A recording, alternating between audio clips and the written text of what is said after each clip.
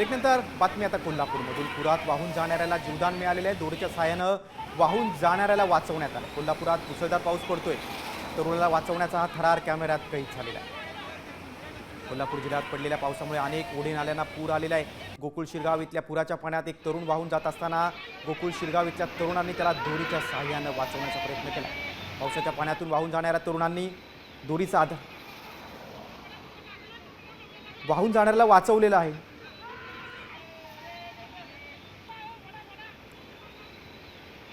हा तरुण वाहून गेलेला आहे। कोल्हापुरातील आपण दृश्य बघतोय, गोकुळ शिरगाव येथील ही घटना आहे। आपण बघतोय की त्याला दोरीच्या साहाय्याने वाचवण्याचा प्रयत्न होता, मात्र दोरीवरून त्याचा हात निसटला आणि तो पाण्यात पडलेला आहे। आपण अधिक माहिती घेऊया। आमचे प्रतिनिधी रणजित माजगावकर आपल्यासोबत फोनद्वारे जोडले गेलेत। रणजित, त्याला वाचवण्याचा प्रयत्न होता, मात्र दोरीवरचा हात त्याचा सुटला आणि तो पुन्हा प्रवाहात वाहून गेला। कोल्हापूर जिल्ह्यात आज जो सायंकाळी पाऊस पडला, या पावसामुळे नद्या नाल्यांना पूर सदृश परिस्थिती निर्माण झाली होती। गोकुळ शिरगाव परिसरातल्या ओढ्याला मोठ्या प्रमाणात पाणी आल्याने एक तरुण यातनं वाहून जात असल्याचं काही लोकांच्या लक्षात आलं आणि त्यांनी त्या छोट्या पुलावरून दोरीच्या साहाय्याने त्याला वाचवण्याचा प्रयत्न केला।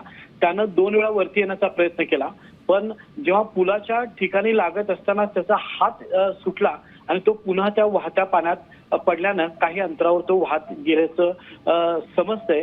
तिथल्या स्थानिक नागरिकांनी हा थरार आपल्या मोबाईलमध्ये हा चित्रित केलेला आहे आणि तो समाज माध्यमावर प्रसारित केलेला आहे।